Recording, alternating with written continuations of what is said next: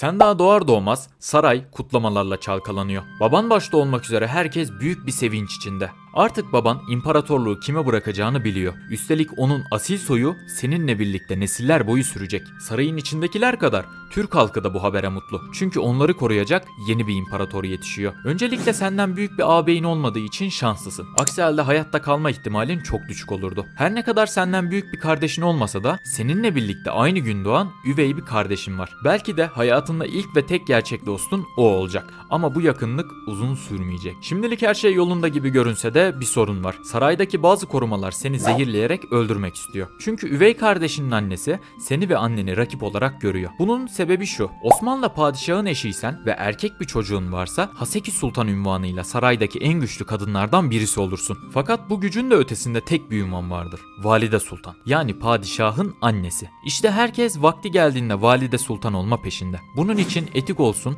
ya da olmasın herkes her yola başvuruyor. Yıllar geçiyor. Sen ve kardeşin tüm tehlikelere rağmen hayatta kalmayı başarıyorsunuz. Artık ortalama 3 yaşındasınız ve hayatınızın en güzel yılları bu zamanlar. Önünüzdeki 10 yıl boyunca yoğun bir eğitim sürecinden geçiyorsunuz. Dil, tarih, felsefe, edebiyat, İslami ilimler ve matematiğin yanı sıra savaş sanatları üzerine ciddi bir eğitim alıyorsunuz. Fiziksel olarak güçleniyorsunuz ve zihniniz keskinleşiyor. Artık 13 yaşına geldiniz. Güçlüsünüz ama hala tek bir tecrübeye bile sahip değilsiniz. Bu yüzden derhal bir vilayete atanıyorsunuz. Artık orası sizin yönetiminizin altında. Emrinizde binlerce asker sizinle birlikte gelecek emirleri bekliyor. Elbette bu büyük sorumluluğu tek başınıza üstlenmiyorsunuz. Yanınızda size rehberlik eden ve tavsiyelerde bulunan bir öğretmen de var. O hem sizi gözetiyor hem de devlet yönetiminde ilk adımları güvenle atmanızı sağlıyor. Bütün bunların yanı sıra artık savaşlarda da aktif olarak görev almak zorundasınız. Çünkü Türk töresi gereği eğer saygınlık kazanmak istiyorsanız düşman kanı dökmek zorundasınız. Aksi halde askerlerinizin ve halkınızın gözünde saygınlığınız giderek azalır. Derken sarayına bir elçi geliyor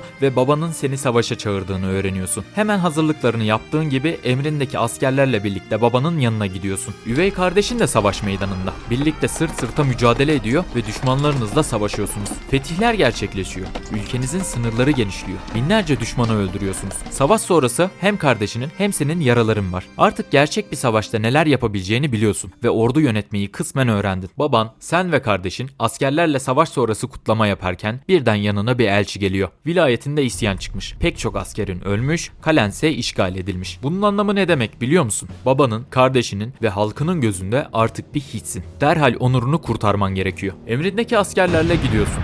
Günler süren kuşatmalar ve savaşlar sonucunda en nihayetinde kaleni tekrar geri alıyorsun. Artık işin vilayetinde bulunan halkın mağduriyetini gidermek ve sıkıntılarına çözüm bulmak. Günlerin devlet işleri ve savaşlarla geçiyor. Artık 25 yaşındasın ve hala tek parçasın. Tebrikler. Fakat ortada yine bir sorun var. Savaş meydanlarında kardeşinle aranızda giderek büyüyen tartışmalar yaşanıyor. Bir zamanlar tatlı bir rekabet olarak başlayan bu durum artık açık bir kavgaya ve huzursuzluğa dönmeye başladı. Bu gerilimin temelinde ise iktidar olma hırsı yatıyor. Her ikiniz de Osmanlı tahtına göz dikmiş durumdasınız. Ancak dikkatli olman gereken çok önemli bir nokta var. Eğer bu mücadele sırasında gereğinden fazla ön plana çıkarsan ve bir padişah gibi davranmaya başlarsan gerçek padişahın yani babanın gazabını üzerine çekersin. Ve unutma, onun öfkesi senin sonun olabilir. Ama artık bunu dert etmene gerek yok çünkü az önce baban öldü. Artık tek yapman gereken şey koşa koşa İstanbul'a gitmek ve başa geçmek. Günler sonra İstanbul'a gittiğinde kardeşini başa geçtiğini görüyorsun. O senden hızlı gelmiş. Senin için felaket bir durum. Aslında kardeşine boyun eğerek ondan emir alabilir ve vilayetini yönetmeye devam edebilirsin. Ama egon buna izin vermiyor. Sen kardeşinden daha güçlüsün, daha zekisin. Halkın seni daha çok seviyor. Neden sen Osmanlı padişahı olmayasın, değil mi? Sana sadık olan askerleri topluyorsun ve kardeşinin üzerine saldırıyorsun. Sonuç olarak çok sevdiğin kardeşin dahil binlerce ölü. Türk tarihi binlerce kez bu olaya şahit oldu. Onlarca Türk lideri kendi kardeşini öldürmek zorunda kaldı. Çünkü Thanos'un dediği gibi en zor kararları en güçlü iradeler verir. Bu hayatta hepimiz bir şeyler isteriz. Buna sen de dahilsin değerli izleyicim. Hepimiz sınavlarda başarılı olmak isteriz. Fakat çok azımız bilgisayar oyunları oynamayı bırakır ve ders çalışmaya başlar. Hepimiz kafamızdaki projeleri gerçekleştirmek isteriz. Fakat çok azımız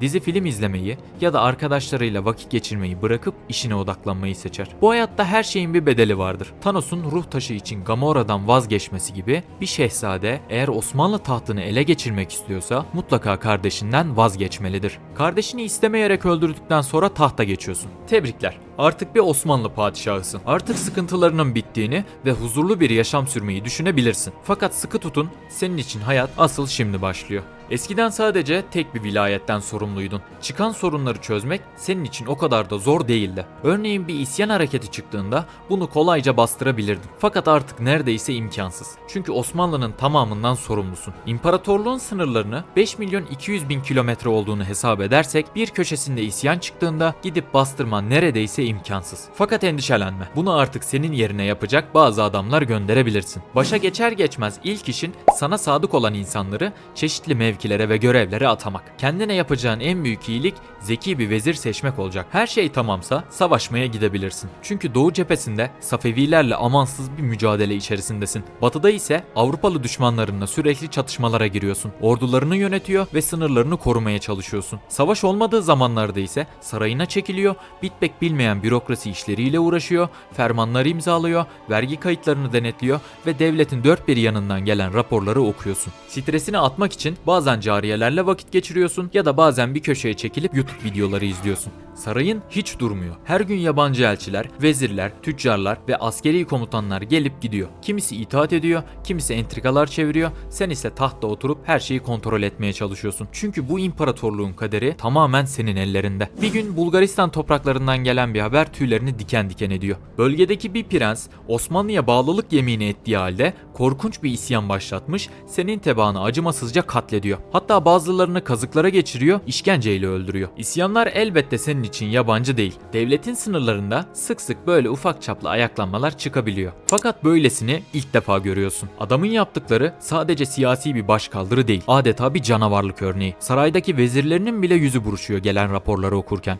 Derhal harekete geçiyorsun ve hiç zorlanmadan isyancının kafasını ülkene getiriyorsun. Ertesi gün tekrar bir haberle uyanıyorsun. Ruslar uzak diyarlardaki bir kaleyi ele geçirmiş ve içerisindeki bütün ahaliyi acımasızca katletmişler. Halkını koruyamadığın düşüncesi kalbine kocaman bir taş gibi çöküyor. Onların ölümüne sebep olduğun için kendini suçluyor, bu acı yüzünden yüz felci geçiriyorsun. Bu haberin üzerine düşmanlarınla ağır şartlar altında bir anlaşma imzalıyorsun. Devletin günden güne küçülüyor ve yapabileceğin hiçbir şey yok. Günden güne devletinin gerilediğini ve pek çok alanda Avrupalı devletlerin gerisinde kaldığını görüyorsun. Düşmanların bilimde ve askeri konuda seni geride bırakıyor. Ama şu anda her şey bitmiş değil. Ülken için çeşitli reformlar yapmalısın. Tam hazırlık aşamasına giriyorsun ve karşına Osmanlı'nın bel kemiği olan Yeniçeriler çıkıyor. Askerlerin Osmanlı'da bir değişiklik yapmanı istemiyor. Çünkü her yapılan değişiklik Yeniçeri askerlerinin otoritesini ve gücünü sarsıyor. Yapabildiğin kadar dikkat çekmeden çeşitli reformlar yapmaya çalışıyorsun. Ama hiçbiri yeterli olmuyor. Son kez kaybettiğin toprakları geri almak için savaşmaya gidiyorsun. Ama yine bir terslik var. Artık sen eski sen değilsin. Artık aldığın yaralar daha geç iyileşiyor. Artık eskisi kadar iyi at binemiyorsun. İyi ok kullanamıyorsun. Senin yerine savaşlarda çocukların rol oynuyor. Sen ise uzaktan sadece onları izliyorsun. Savaşı kazandın. Tebrikler. Ama bu savaşa sevinemeyecek kadar hastasın. Sarayına geri dönerken yolda kusuyorsun. Miden ağrıyor ve ateşin var. Ama bütün bunların bir önemi yok. Çünkü bir Osmanlı padişahı kesinlikle zayıf gözükemez. Hele ki ordusuna karşı. Sarayına girdiğin gibi yatağa yatırılıyorsun. Günler geçiyor. Doktorlar seni iyi yapmaya çalışıyor ama nafile. Hiçbir şekilde tedaviye olumlu cevap vermiyorsun. Artık sancılarından dolayı tuvalete bile tek başına gidemez oldun. Oysa ki daha dün padişah olmuştun. Öyle değil mi? Sırf kardeşini bile bu uğurda öldürdün. Bütün savaşlarda hep ön saflardaydın. Halkını korudun ve onlara iyi hizmet ettin. Ama artık buraya kadar. Artık kafanı yastıktan bile kaldıramıyorsun. Sarayın içinde kızların ve hizmetkarlarının ağlamaları yankılanıyor. Onlar sana demedi belki ama sen şunu çok iyi biliyorsun. Elçiler oğullarını padişahlık yarışı için çağırmaya gittiler bile. Sen artık sadece tarih kitaplarında adı geçen bir adam olacaksın.